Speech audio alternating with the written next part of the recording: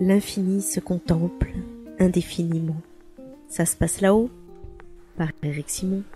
Vous vous souvenez sans doute de cette image magnifique d'un disque de poussière protoplanétaire strié de bandes claires et sombres observé par ALMA autour de l'étoile HL Tauri en novembre 2014. Des hypothèses ont été émises sur la présence de planètes qui auraient nettoyé leur orbite, formant ces espaces intercalaires dans le disque. Or, une nouvelle observation tend aujourd'hui à montrer que si planètes il y a, elles sont à chercher non pas dans les interstices vides, mais au sein des anneaux de poussière. Les images de ALMA avaient déclenché de nombreuses études théoriques pour comprendre cette structure. Des études sur les interactions disque-planète, d'autres sur les effets que peuvent produire des champs magnétiques sur un tel disque, ou encore sur l'évolution naturelle des grains de poussière de différentes tailles. La zone la plus intéressante est sans nul doute la partie interne du disque de HL Tauri, où pourraient s'être formées des planètes telluriques. Malheureusement, ALMA ne peut pas imager cette zone la plus interne à cause de l'absorption trop grande dans les longueurs d'onde que ces radiotélescopes utilisent.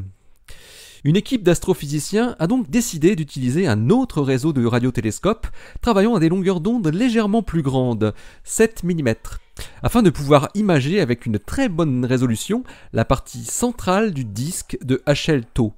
Ils ont exploité le Carl Jansky Very Large Array qui leur a permis d'atteindre une résolution comparable à celle de ALMA pour la zone étudiée. Les chercheurs parviennent à mesurer la masse totale de poussière du disque de HL Tauri, environ 1/1000 de masse solaire. Et ils observent une croissance rapide des grains de poussière, de la fragmentation, ainsi que la formation de globules denses dans les parties les plus denses en poussière du disque. C'est dans le tout premier anneau de poussière que l'astrophysicien mexicain Carlos Carrasco González et ses collaborateurs observent cette structure particulière asymétrique. Les chercheurs ont produit plusieurs images avec plusieurs résolutions angulaires et différentes bandes spectrales et ont noté que le globule dense persistait, à contrario des autres fluctuations dans le reste de l'anneau. La position de cette surdensité correspond par ailleurs parfaitement à un maximum d'intensité observé par ALMA à une longueur d'onde de 1,3 mm. Les chercheurs ont conclu à la présence de quelque chose dans ce premier anneau du disque de HL Tauri. Les observations dans plusieurs longueurs d'onde millimétriques suggèrent qu'il peut s'agir d'une accumulation de gros grains de poussière. Carlos Carrasco González et ses collègues en ont même déterminé la masse qui vaut entre 3 et 8 fois la masse de la Terre. L'interprétation selon laquelle ce sont des planètes en formation qui ont produit les espaces interstitiels dans le disque de HL Tauri en nettoyant leur orbite a été souvent proposée, mais elle se trouve en difficulté du fait de l'âge très jeune de HL Tauri. La présence de protoplanètes suffisamment massives pour être à même d'avoir déjà sculpté le disque de poussière paraît en effet peu plausible. Par ailleurs, il existe d'autres processus qui conduisent à la formation d'interstices dans un anneau de poussière sans avoir recours à la présence de planètes. Et la recherche intensive de planètes dans ces espaces interstitiels n'a jamais rien donné depuis la découverte de cette étonnante structure de HL Tauri.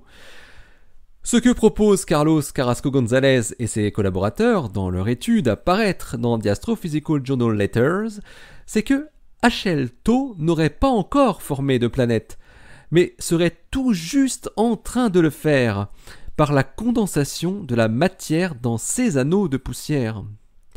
Le globule dense observé serait le premier instant d'une planète en devenir.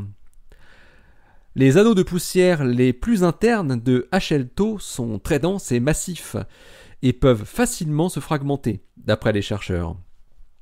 Il est ainsi possible que chaque anneau finisse par former un ou plusieurs globules denses qui deviendront autant de planètes en accrétant de la masse dans leur voisinage. Rien ne vaut une observation complémentaire pour interpréter correctement l'image d'un objet astrophysique, fût-elle d'une esthétique incomparable.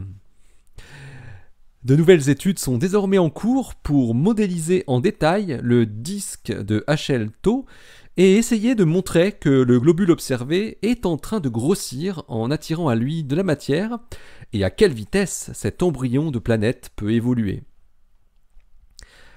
L'article de Carlos Carrasco González et ses collaborateurs est à paraître très bientôt dans The Astrophysical Journal Letters. Il s'intitule The VLA View of the HL-TOW Disk, Disk Mass, Grain Evolution and Early Planet Formation.